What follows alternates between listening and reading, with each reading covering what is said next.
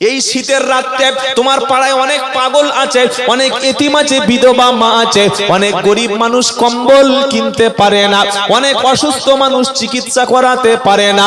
তোমার বাড়িতে তোমার বিবি 14টা শাড়ি আছে, 15টা শাড়ি বাক্সের মধ্যে তোলা আছে। এই শীতের রাতে একটা মহিলাকে, যার শাড়ি কেনার ক্ষমতা নাই, যার স্বামী পৃথিবীতে 3 মাস আগে মারা গেছে, ওই রকম বিধবা মাকে বাক্সের মধ্য থেকে 2টো শাড়ি কিনে গিফট দাও, তাকে তুমি দাওয়াত করে খাও। বিধবা মায়ের মুখে যখন হাসিটা বার হবে, আল্লাহর আরশ থেকে তোমার জন্য রহমতের দরজাটা অটোমেটিক খুলে যাবে। জোরে বলু সুবহানাল্লাহ। পাড়ায় একটা পেশেন্ট ক্যান্সারে অনেক দিন পড়ে আছে, প্যারালাইসিস ভুগছে, তার ছেলেরা মেয়েরা দেখে না। যুবকেরা 10 জন 20 জন তোমরা পাড়ায় তৈরি হয়ে যাও অসুস্থ মানুষকে চিকিৎসা দেওয়ার জন্য। তোমরা একটা বোর্ড গঠন করো। ওরে মসজিদ মানে শুধু নামাজ পড়ার জায়গা না। আল্লাহর নবী মদিনার মসজিদে একটা ব্যাংক উদ্বোধন করলেন, ব্যাংকটার নাম হলো বাইতুল মাল। আল্লাহর নবী এই ব্যাংক যেদিন উদ্বোধন করেন, ব্যাংক যেদিন শিলান্যাস করেন, নবী সেদিন বলেছিলেন, আজ থেকে মদিনা রাষ্ট্রে যত ইতিম বাচ্চা আছে, বিধবা মা আছে, আমি নবী মুহাম্মদ সাল্লাল্লাহু আলাইহি ওয়াসাল্লাম ইতিম বাচ্চার দায়িত্ব, তার খাবার দায়িত্ব, থাকার দায়িত্ব, পোশাকের দায়িত্ব, নিরাপত্তা, শিক্ষা, চিকিৎসা, বাসস্থান আর বিধবা মায়ের সমস্ত দায়িত্ব আমি নবী মুহাম্মদ সাল্লাল্লাহু আলাইহি সাল্লাম নিজে কাঁধে তুলে নিলাম। মসজিদে বছরে একদিন হিসাব হবে, পুকুরের কত মাছ বিক্রি হলো, গাছের কত নারকেল বিক্রি হলো, দুই ঈদে কত কালেকশন হলো, কুরবানিতে কত মাংস এলো। এটাই মসজিদের হিসাব। কি বলছেন আপনারা, কি বলছেন বলেন? হয় না? কোনদিন মসজিদে কি এই হিসাব হয়েছে যে পাড়ায় কটা শিক্ষিত ছেলে আছে বেকার, মসজিদ থেকে কিছু টাকা দিয়ে তাদের কর্মসংস্থানের ব্যবস্থা করি। একটা ছেলে বড় ডাক্তার হতে চায়, মসজিদ কমিটির কাছে এসে বলছে, ভাই আমার ছেলেটাকে এমবিবিএস ডাক্তার করব, মসজিদ থেকে কিছু সহযোগিতা কর। বলছে এটা মেডিকেল টিম না মেডিকেল বোর্ড না, ওদিকে যা। আল্লাহর কাছে বল, তাহাজ্জুদ পড়, আল্লাহ দিয়ে দেবে। তাহাজ্জুদ পড়লে যদি সব আল্লাহ দিয়ে দিত, তাহলে আল্লাহ নবী মদিনা রাষ্ট্রের প্রেসিডেন্ট কেন হতে যাবে? মসজিদের দায়িত্ব কি ছিল? মসজিদ কমিটির দায়িত্ব অবশ্যই ছিল মহল্লা থেকে পয়সা তুলে, মহল্লা থেকে টাকা তুলে এই রকম একটা ছেলেকে ডাক্তার তৈরি করা। ওই ছেলে যখন এমবিবিএস এমডি ডাক্তার হবে, ও ডাক্তার হওয়ার পরে মসজিদের কথা কখনো ভুলে যাবে না, মহল্লাবাসীর কথা কখনো ভুলে যাবে না। এই এলাকায় কোনো ব্যক্তি অসুস্থ হলে দ্রুত চিকিৎসার ব্যবস্থাটা ওই সন্তান গ্রহণ করবে। করতো না? করতো না? হ্যাঁ না বলবেন তো? এটা উচিত ছিল মসজিদের। প্রত্যেক মসজিদের যাকাত বোর্ড গঠন করার দরকার। 2 থেকে 3 লাখ টাকা মসজিদের ফান্ডে শুধু রাখবেন এই কারণে, হঠাৎ যদি কোনো মানুষ ঋণগ্রস্ত হয়ে যায়, পাড়ায় যদি কোনো মানুষ কঠিন বিপদে পড়ে যায়, সে যেন সুদের দিকে হাত না বাড়ায়। আমরা মসজিদ থেকে তাকে ফ্রিতে লোন দেব, সে একটা 4টে 5টা কিস্তিতে পরিশোধ করবে। এই ফিনান্সিয়াল ট্রানজাকশনটা, এই অর্থনৈতিক যে ট্রানজাকশনটা, এটা সুদ ছাড়া মসজিদ থেকে লোন দেওয়ার ব্যবস্থা যদি মসজিদ কমিটি পাড়ার মহল্লার কিছু মানুষ করত, মেয়েদেরকে আর মহিলা সমিতি বন্ধনের মতো নিকৃষ্ট সুদ, পাড়ায় সুদের রমরমা কোনোদিন হতে পারত? কে করবে? বলে চলে যাব, ওই যাওয়ার হয়। এটা করবেন না। টাকা নিয়ে মেরে দিচ্ছে দেবে। কেউ যদি টাকা নিয়ে না দেয়, তো সেটা তো আপনার যাকাত ফান্ডের টাকা, গরিবের টাকা, দিল না দিল কি আছে? এটা মনে রাখবেন, মসজিদ কমিটির কাজ, এটা দায়িত্ব। এটা একটা লোক হঠাৎ রোড অ্যাক্সিডেন্টে তার পাটা খোঁড়া হয়ে গেছে, মসজিদ কমিটির কাছে এসে বলছে, ভাই ও 2টো বাচ্চা আছে, মসজিদে ওই লোকটা তো পা খোঁড়া হয়ে গেল। তা বলছে এক কাজ কর, আমরা মসজিদ থেকে 40 জন লোক যাচ্ছি, শুক্রবার সকালবেলা বাড়িতে একটা দোয়া ইউনুস খতম দিয়ে দে। ইউনুস খতম দিয়ে তুমি গরুর মতো কোঁত কোঁত করে মাংস গিলে আসবে, ওর সমস্ত এই সমস্যার সমাধান হয়ে যাবে। এটা ইসলাম না। কে ক্ষুধার্ত তাকে খাদ্য খেতে দাও। ইসলামের সবচাইতে ভালো কাজ পরিচিত অপরিচিতকে খেতে দেওয়া, পরিচিত অপরিচিতকে সালাম দেওয়া, ক্ষুধার্তকে খাদ্য খেতে দেওয়া। বলুন সুবহানাল্লাহ। কোন কাজের দ্বারা আল্লাহ আপনার জান্নাত দেবে আপনি ভাবতে পারবেন না। একজন মহিলার চরিত্র খারাপ ছিল, কুয়োর পাশ দিয়ে যাচ্ছিল, একটা কুকুরের জিহবা বার হয়ে গেছে, কুকুরটি ছিল তৃষ্ণার্ত। মহিলা পায়ের চামড়ার মজাটা কুয়োর মধ্যে দিয়ে পানি তুলে পান করালেন। আল্লাহ নবী সাল্লাল্লাহু আলাইহি সাল্লাম বললেন, এই কাজে আমার আল্লাহ এত খুশি হয়ে গেছেন, ওই মহিলার অপরাধকে তিনি ক্ষমা করে দিয়েছেন। বলুন সুবহানাল্লাহ। আরেকটা মেয়ে ছেলে বিড়াল পুষতো, কখনো 2 দিন কখনো 3 দিন খাওয়া দিত, কখনো খাবার দিত না, বেঁধে রাখতো। ক্ষুধার্ত তৃষ্ণার্ত অবস্থায় বিড়ালটি ডেকে ডেকে মারা গেল। আল্লাহর নবী বললেন, মিয়ারাজের রাতে ওই মহিলার হাত পা বাঁধা অবস্থায় জাহান্নামে জ্বলতে দেখে এসেছি। কি ভাবছেন? পাশে ক্ষুধার্ত মানুষ থাকবে, পাশে অসহায় থাকবে, আর আপনি ছাদের উপরে ফুলের টপ চাষ করে তাহাজ্জুদ পড়বেন, আল্লাহ জান্নাত দিয়ে দেবে? অত সহজ নয়। আল্লাহ বলছে, শোনো, ঈমান আনলে তোমাকে দ্বিতীয় পরীক্ষা ক্ষুধার কষ্ট দেব, তবে আমি আল্লাহ আমার ইবাদতকারী ব্যক্তির রিজকের দায়িত্ব আমি নিজে হাতে নিয়ে নিয়েছি। বলুন, ফালিয়া আবুদু রাব্ব হাদাল বাইত আল্লাযী আতআমাহুম মিন জু'in ওয়া আমানাহুম মিন খাউফ। সূরা কুরাইশ। আল্লাহ বলছে, বান্দা, 2টি কাজ যখন তুমি করবে, ফালিয়া আবুদু রাব্ব হাদাল বাইত, কাবা শরীফের মালিক হলাম আমি আল্লাহ। আমার ইবাদত যখন তুমি করবে, আমি আল্লাহ শুনিয়ে দিলাম, আল্লাযী আতআমাহুম মিন জু', তুমি যখন ক্ষুধার্ত হবে, খাবারের অভাব যখন হবে, ক্ষুধার কষ্ট যখন হবে, আমি আল্লাহ তখন ক্ষুধার কষ্ট মোচন করে দেব। আরেকটা কি, ও আমানাহুম মিন খাউফ, তুমি সন্ত্রস্ত হবে, তুমি বিপদে পড়বে, আমি আল্লাহ তখন তোমাকে নিরাপত্তা দান করব। জোরে বলেন। এই এলাকায় যদি কোনো একনিষ্ঠ কংগ্রেস কর্মী থাকে, তার উপরে যদি অ্যাটাক হয়, আমাদের রাজ্যের অধীর চৌধুরী চিন্তা ভাবনা করবে না? করবে না? জোরে বলেন। করবে না? এখানে সহযোগিতার লোক পাঠাবে না? এই এলাকায় কোন তৃণমূল কর্মী যদি আক্রান্ত হয়, মমতা ব্যানার্জি খোঁজ খবর নেবে না? নেবে না? জোরে বলেন। কোন বামপন্থী ভাই যদি আক্রান্ত হয়, রাজনৈতিক খুনোখুনি হিংসার শিকার হয়, সিপিএম এর উপরে দাদারা তার খবর নেবে কি নেবে না? জোরে বলেন। আল্লাহ বলছে, বান্দা, তুই আমার বান্দা, তোর সাথে আমার সম্পর্ক, তুমি যখন কঠিন বিপদে পড়বে, আমি আল্লাহ তখন ফেরেশতা পাঠিয়ে তখন তোমাকে বাঁচাবো। বলছি, এটা কোথায় লেখা আছে? মাইয়াত্তাকিল্লাহা ইয়াজআল লাহু মাখরাজা ওয়া ইয়ারযুকু মিন হাইসু লা ইয়াহতাসিব। সূরার নাম তলাক, 3 নম্বর আয়াতে আল্লাহ পাক শোনাচ্ছে, যে ব্যক্তি আমি আল্লাহ আমাকে ভয় করবে, ও যদি কখন কঠিন বিপদে পড়ে যায়, আমি এমন ভাবে রেস্কিউ টিম পাঠিয়ে বাঁচাবো। ওর যদি কখনো ক্ষুধার কষ্ট হয়, আমি এমন ভাবে রুজিটা ওর মুখে পৌঁছে দেব, ও কল্পনা করতে পারবে না। ইসরায়েলের একটা একটা ট্যাঙ্ক, যুদ্ধাস্ত্র, যে বড় বড় ট্যাঙ্ক, কয়েক লক্ষ ডলারে খরচ করে একটা একটা যুদ্ধের ট্যাঙ্ক তৈরি করেছে। পৃথিবীর সবচাইতে বড় পাওয়ারফুল অস্ত্র রয়েছে ইহুদি ইসরায়েলদের হাতে, যা পৃথিবীর কোন দেশের কাছে নাই। আর হামাস, আমার ফিলিস্তিন রক্ষার মুজাহিদ বাহিনী, তাদের কাছে কিচ্ছু নাই। সামান্য ছোট্ট এরকম অস্ত্র দিয়ে বিসমিল্লাহ আল্লাহু আকবার বলে নিক্ষেপ করছে, সেই ট্যাঙ্কে আল্লাহ পাক উড়িয়ে দিচ্ছেন। বলুন সুবহানাল্লাহ। এই ভিডিও আপনারা দেখেন নাই অনলাইনে? তারা কি বলছে যখন এই ছোট ছোট অস্ত্রগুলো বিশাল ট্যাঙ্কের দিকে ছুটছে? আর কি বলছে জানেন? ওমা রামাইতা ইদ রামাইতা ওয়ালাকিন্নাল্লাহা রামা।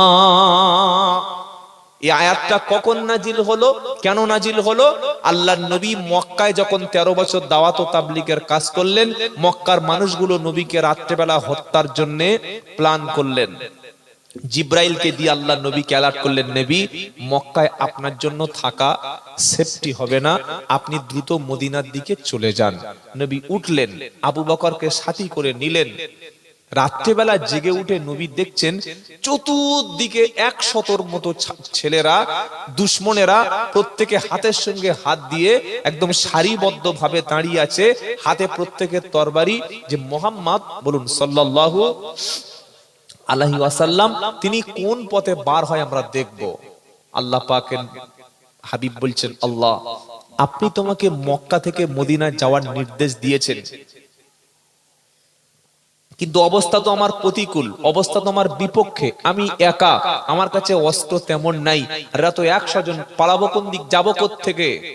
আল্লাহ পাক বলছেন, নবী আপনি বালু কণা, ধুলো কণা বিসমিল্লাহ বলে হাতে মুষ্টিবদ্ধ করুন, করে আপনি নিক্ষেপ করুন।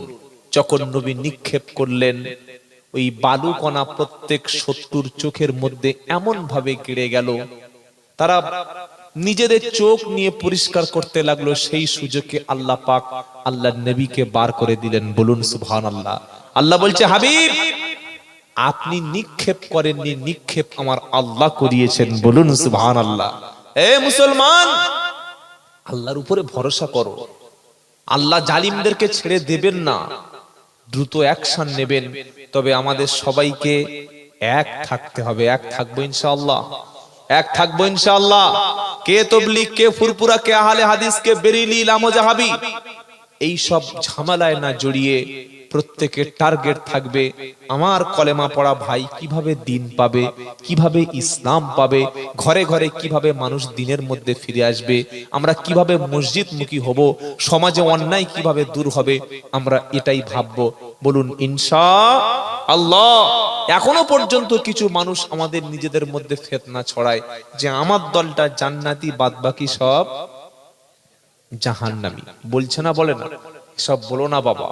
বিশ্বের ইহুদি খ্রিস্টানরা যখন মুসলমানদেরকে হত্যা করার চেষ্টা করছে, আর আমরা এখনো নিজেদের মধ্যে মারামারি, হাত এখানে সহি, এটা জয়ীব, আমিন জোরে বলতে হবে না আস্তে বলতে হবে, ইয়া নবী সালাম আলাইকা শুয়ে বলতে হবে না দাঁড়িয়ে বলতে হবে, নামাজের পরে হাত তুলবো না তুলবো না, কি বুঝলেন? এই সমস্ত ছোট্ট ছোট্ট বিষয় নিয়ে বিভিন্ন এলাকায় এখনো অশান্তি আছে না নাই? এই অশান্তিগুলো করলে আমাদের লাভ হবে, তাই না ভাই? কবি বলছে, বিশ্ব যখন আগিয়ে চলে আমরা তখন পিছে, বিবি তালাকের ফতোয়া খুঁজি কোরআন হাদিস চষে। ইহুদিরা অস্ত্র বানাচ্ছে, আয়রন ডোম বানাচ্ছে, আমেরিকা রকেট লঞ্চার বানাচ্ছে, ড্রোন বানিয়ে হামলা করছে মুসলিম দেশগুলিতে, আর আমরা কোরআন নিয়ে বলছি হুজুর। বললে কি? বললে আমার দাদা বড় ভাই গতকাল রাত্রে 3 পেগ মদ খেয়ে আমার ভাবিকে তালাক দিয়েছে, তো তালাক হবে? হুজুর বলছে 3 বার খেয়ে দিয়েছে, মানে জিনিসটা মনে হচ্ছে তালাক হবে না। কি বুঝলেন? কোরআন থেকে মাসআলা তালাশ করছে, অথচ কোরআন, আমি বলছিলাম সূরা আনফালের মধ্যে যুদ্ধের সমস্ত রণকৌশল আল্লাহ ঠিক করে দিয়েছে। বলুন সুবহানাল্লাহ। কবি কাজী নজরুল ইসলাম জেলখানা কবি বলছে, বিশ্ব যখন আগিয়ে চলে আমরা তখন পিছে, বিবি তালাকের ফতোয়া খুঁজি কোরআন হাদিস চষে। হানাফি শাফি হাম্বলি মালিকি মেটেনি তখন গোল, হানাফি শাফি হাম্বলি মালিকি মেটেনি তখন গোল, মালাকুল মউত এসে বলল তুল পিতাল পাতল। কি বুঝলেন?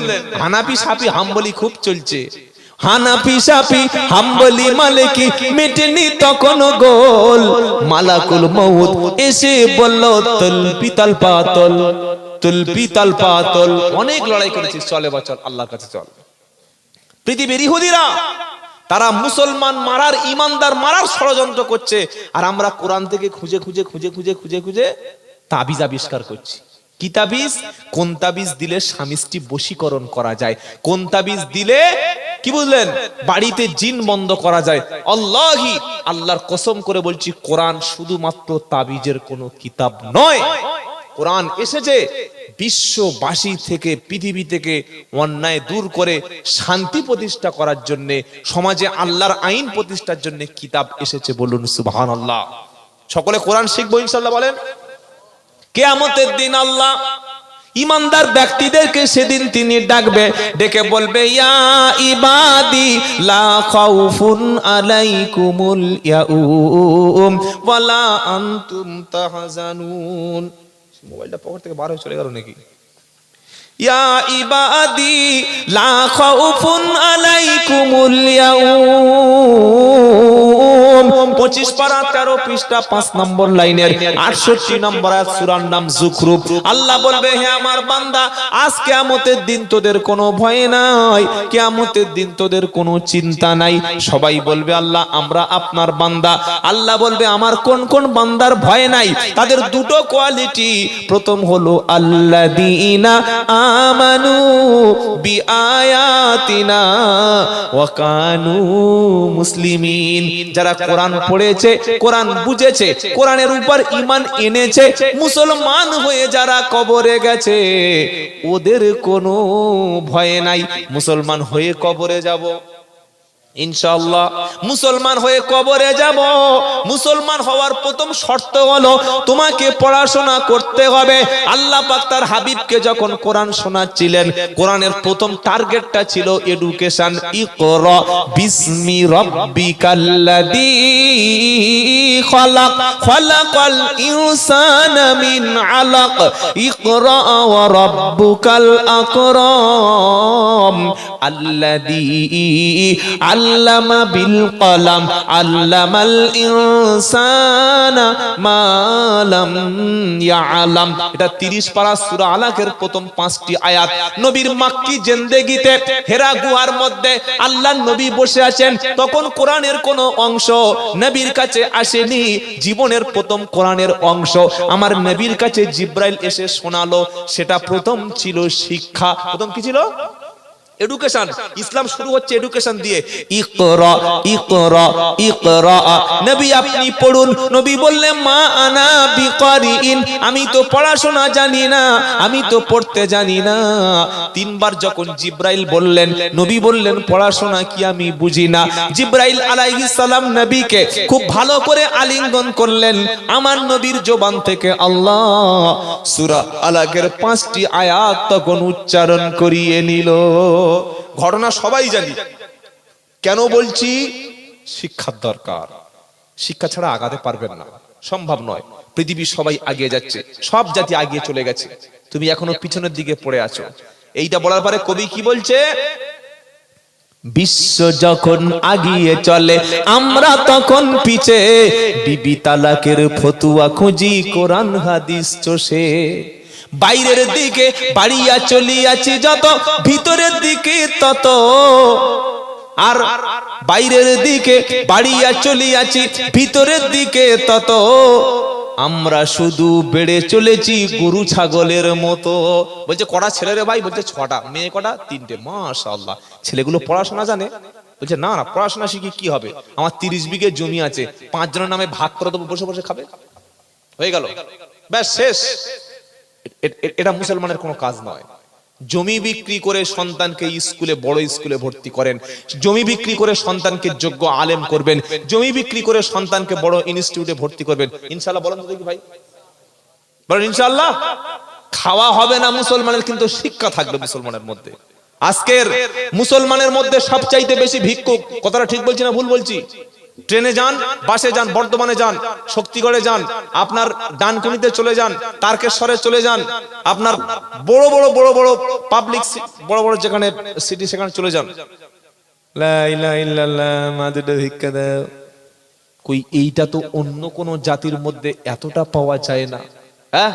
যে জাতির বাৎসরিক ইনকাম থেকে 2.5% ধনীদের, গরিবদের বাড়িতে যাকাত পৌঁছে দেওয়া ফরজ, সেই জাতির মধ্যে ভিক্ষুক থাকবে কেন? আপনাদের বর্ধমান জেলায় সবচাইতে বেশি চাষ হয় ধান চাষ। ঠিক বলছি না ভুল বলছি গো? ধানের কি হিসাব আল্লাহ করেছে আপনি জানেন? জানলে কোনোদিন মানে এরকম আমাদের সমাজে ভিক্ষুক থাকতো না।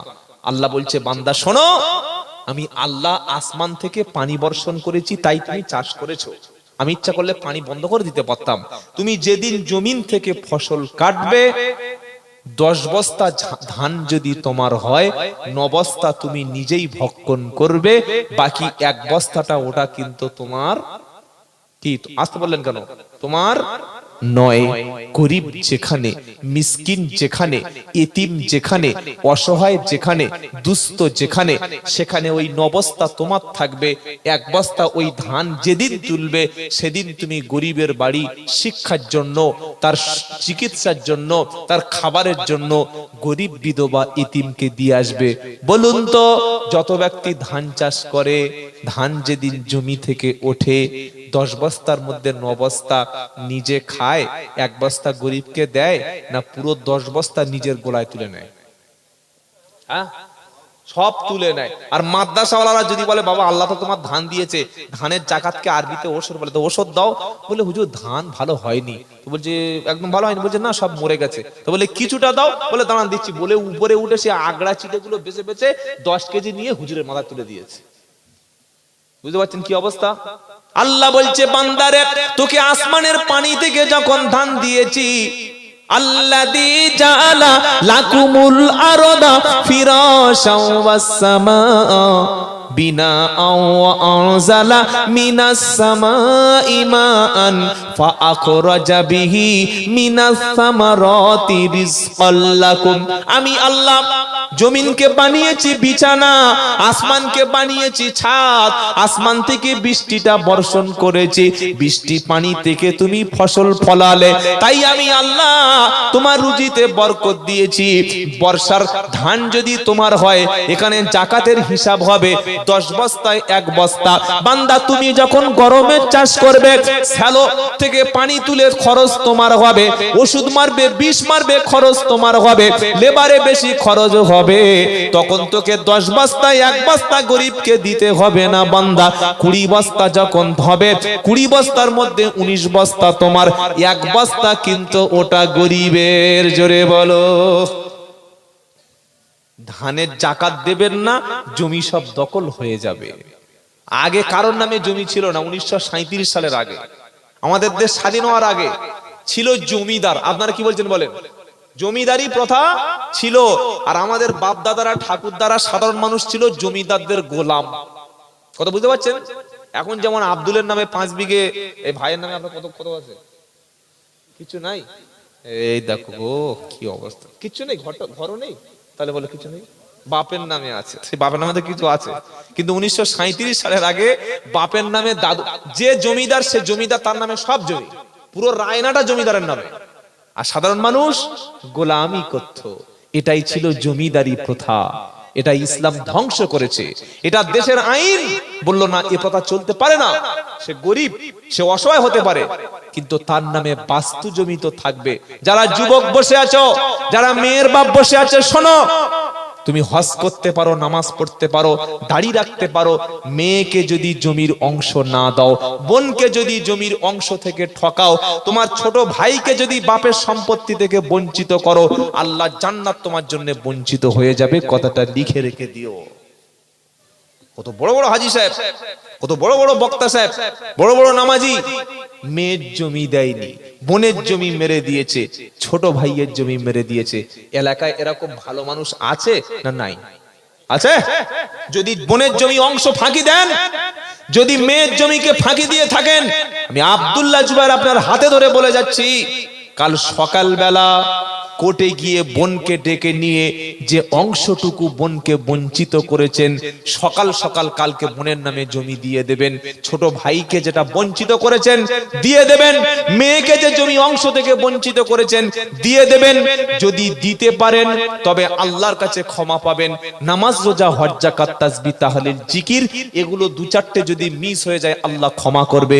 জমি জায়গার কেলেঙ্কারি, কারোর পয়সা নিয়েছে দেয় না, মাল খেয়েছে দেয় না, কাজ করিয়েছে টাকা দেয় নাই, জমি বিক্রি করে বলে একটা জমির দলিল দেখিয়ে 10 জায়গা টাকা খেয়েছে। কত জায়গায়? 10 জায়গায়। হজ করে বলছে দেখো আমি হাজী সাহেব। আরে তোর হজের কি দাম রে? এই মানুষের ফাঁকি দিচ্ছিস আর তুই হজ করতে যাচ্ছিস, মানুষকে ফাঁকি দিয়ে নামাজ পড়ছিস, কবুল হবে? কবর কিন্তু কাউকে ছাড় দেবে। কবর কাউকে ছাড় দেবে, একদিন মাটির ভিতরে হবে ঘর। রে মন আমার কেন বাঁধো দালান ঘর, একদিন মাটির ভিতরে হবে ঘর। রে মন আমার কেন বাঁধো দালান ঘর। প্রাণ পাখি যাবে উড়ে পিঞ্জার ছেড়ে, ধর ধমে সবই রবে তুমি যাবে চলে। প্রাণ পাখি যাবে উড়ে পিঞ্জার ছেড়ে, ধর ধমে সবই রবে তুমি যাবে চলে। বন্ধু বান্ধব যত মাতা পিতা তারা সুত, বন্ধু বান্ধব যত মাতা পিতা তারা সুত, সকলে হবে তোমারই পর। একদিন মাটির ভিতরে হবে ঘর। রে মন আমার কেন বাঁধো দালান ঘর। বিশাল ঘর বেঁধেছেন পরের জমি নিয়ে, অথচ কবরটা সবার জন্য একই সাইজ হবে, বেশি হবে না। একটা বিখ্যাত নবী সাহাবার নাম বলছি, যিনি মদিনার সর্দার ছিলেন, নাম হচ্ছে সাআদ ইবনে মুআজ রাদিয়াল্লাহু তাআলা আনহু। বলুন সুবহানাল্লাহ। এত বড় সাহাবা, যেদিন তিনি ইন্তেকাল করলেন, তার ইন্তেকালের পর আল্লাহর আরশ পর্যন্ত কেঁপে গিয়েছিল। সুবহানাল্লাহ। শুনে আশ্চর্য লাগছে না কথাটা? সাদ ইবনে মুআজ রাদিয়াল্লাহু তাআলা আনহু ইন্তেকালের পরে আসমানের সমস্ত দরজাগুলি খুলে গেল। আসমানের ফেরেশতা ৭০,০০০ ফেরেশতা এই সাদ রাদিয়াল্লাহু তাআলা আনহুর জানাজায় শরীক হলো। আল্লাহু আকবার। কত সম্মান, কত ইজ্জত। এই সাহাবার ইন্তেকালের পরে, জানাজার নামাজের পরে সাহাবারা যখন নবীর কাছ থেকে চলে যাচ্ছিলেন, আমার নবী কবরের কাছে দাঁড়িয়ে গেলেন, তাসবিহ পড়লেন, তাকবীর পড়লেন, তাসবিহ পড়লেন, তাকবীর পড়লেন। সাহাবারা জিজ্ঞাসা করলেন, আল্লাহর নবী, আপনি কোন ব্যক্তির কবরের পাশে দাঁড়িয়ে জানাজার নামাজের পরে এত লম্বা তাসবিহ তো পড়েন না, এত লম্বা তাকবীর তো পড়েন না, সাদ ইবনে মুআজের কবরের পাশে দাঁড়িয়ে এত লম্বা তাসবিহ কেন পড়লেন? আমার নবী বললেন, সাহাবারা শোনো, এই সাহাবা কিন্তু কোনো সাধারণ সাহাবা নন। এনার ইন্তেকালে আসমানের সমস্ত ফেরেশতাদের মধ্যে ৭০,০০০ ফেরেশতা জানাজায় শরীক হলো। আল্লাহর আরশ পর্যন্ত কেঁপে গেছিল। আল্লাহর আকাশে ৭টা দরজা সব খুলে গেছিল। আমি নবী, আমাকে দেখানো হলো সাদ ইবনে মুআজের কবরে, কবরটা সংকীর্ণ হয়ে আসছিল। আমি নবী তার কবরের পাশে যখন দাঁড়িয়ে গেলাম, আমি যখন কয়েকবার তাসবিহ পড়লাম, তাকবীর যখন পড়লাম, তার জন্য আল্লাহর কাছে মাগফিরাত কামনা করলাম। আমার দোয়ার ওসিলাতে আল্লাহ তার কবরটাকে সংকীর্ণতা থেকে মুক্তি দিয়ে কবরকে প্রশস্ত করে দিল। নবী সেদিন বললেন, কবরের আযাব থেকে যদি কেউ মুক্তি পেত, তাহলে সাদের কবরে এমনটা হতো না। পরের জমিতে বাস করছেন মানে কি? পরের পুকুরে মাছ ফেলে খাচ্ছেন মানে কি? পরের জমি ধান নিজের গলায় তুলছেন মানে কি? রাস্তার টাকা খেয়ে নিয়েছে। আচ্ছা না বাবা, এ কাজ করবেন না। রাজনীতি করুন, হাজারবার করুন, মানুষকে ক্ষতি করে কেন? গরিব মানুষের ঘর এসছে, ঘর দেয়নি, আর যার ঘর এসছে 4 বার ঘর এসছে। একটা লোকের আমাদের বারাইপুর এলাকায় ঘর আছে, 4 বার ঘর এসছে। আর গরিব মানুষ বললে, ভাই ঘর, বলে এখন অনেক দূরে আছে, এখন সেই ওই শক্তিগড় বর্ধমান পার হয়, সেই ওদিকে সেই ঝাড়খণ্ডের বর্ডারের কাছে আছে, আসানসোলে আছে, দুর্গাপুরে আছে। আল্লাহর মার যখন আসবে না, ঠেকাতে পারবেন না। তাই সমাজে ইনসাফ প্রতিষ্ঠা করুন। আল্লাহ বলছেন, ইমানদারদের দ্বিতীয় পরীক্ষা, ক্ষুধার কষ্ট দেব। তৃতীয়, অনাকসিম মিনাল আমল, মালের ক্ষতিটা করে দেখবো যে তুমি ধৈর্য ধরো কিনা। ওয়াল আনফুসি, ওয়াল আনফুস, তোমার নফস তোমার জীবনের ক্ষতি করব, বাচ্চাকে তুলে নেব, বেটিকে তুলে নেব, বেটাকে পঙ্গু করে দেব, বিবিকে প্যারালাইসিস দেব, তোমার নিজের আত্মীয় স্বজনকে কঠিন কঠিন রোগের রোগাক্রান্ত করে দেব। দেখব তুমি সবর করো কিনা। যদি শরীরে জ্বর হয়, কোন রোগাক্রান্ত হয়, তুমি যদি ধৈর্য ধরো, তোমার জীবনের ছোট ছোট গুনাহকে আমি আল্লাহ মাফ করে দেব। সুবহানাল্লাহ বলেন। রোগ আল্লাহর পক্ষ থেকে আসে, এটা আমাদের জন্য রহমত। আচ্ছা, মেয়েদের কি খাবার দেওয়া হচ্ছে? ও আচ্ছা আচ্ছা আচ্ছা, মেয়েদের খাওয়াচ্ছে, এতে ছেলেদের খাওয়া দেবে না? হ্যাঁ, তো 11টা বেজে গেছে, আর কতক্ষণ বলবো গো? শেষ করে দিই নাকি?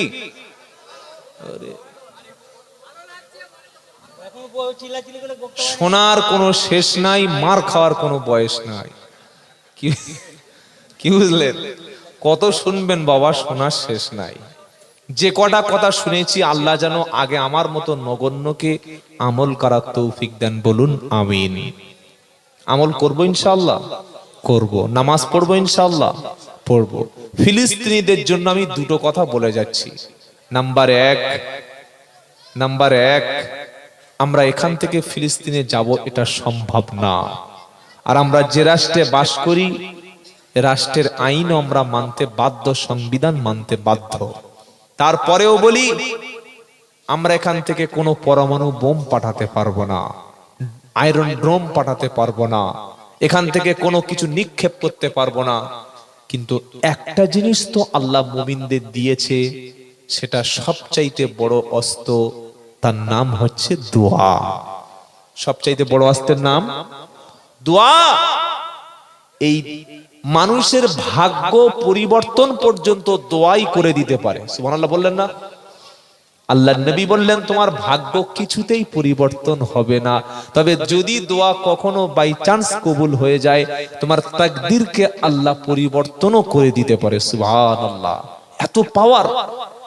প্রত্যেক নামাজের পরে আমার ফিলিস্তিনি মুসলমান ভাই, ছোট্ট ছোট্ট ফুলের মতো শিশু, হসপিটালগুলো বোম মারে। পৃথিবীতে এইরকম পশু কোথাও আছে?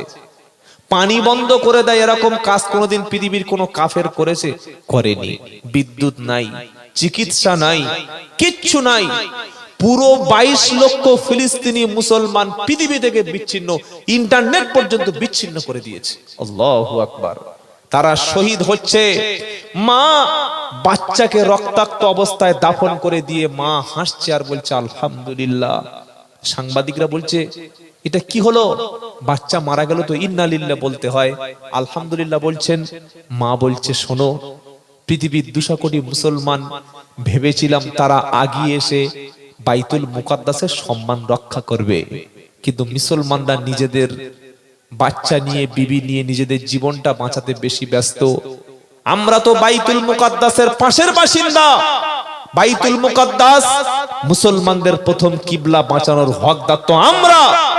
তাই আমার বাচ্চাটাকে আল্লাহর কাছে জমা দিয়ে, আল্লাহ রাস্তায় ওয়াকফ করে দিয়ে, আল্লাহকে খুশি করে বলেছি, ওগো আল্লাহ, আমার বাচ্চাকে বাইতুল মুকাদ্দাস রক্ষা করার জন্য পাঠিয়ে দিলাম, আর আমার নামটাও তুমি বাইতুল মুকাদ্দাসের রক্ষার্থে শহীদ হিসাবে কবুল করে নিও। সুবহানাল্লাহ বলবেন না? প্রত্যেক নামাজে ভাইদের জন্য দোয়া করবেন, ওগো আল্লাহ, লানত প্রাপ্ত ইহুদি ইসরায়েলকে ধ্বংস করে স্বাধীন রাষ্ট্র ফিলিস্তিনে আল্লাহ আপনি গায়েবী মদত করুন। সকলে বলুন আমিন। আর একটা কাজ, সেটা এই যত রকমের কোল্ড ড্রিঙ্কস আমরা খাই, কোকা কোলা, মাজা, 7 আপ, যত রকমের যা আছে, ভাই ক্যাডবেরি বলুন, কিনলে জলের বোতল, প্রচুর প্রোডাক্ট আপনি অনলাইনে সার্চ করলে পেয়ে যাবেন। প্রচুর প্রোডাক্ট ইসরায়েলি প্রোডাক্ট।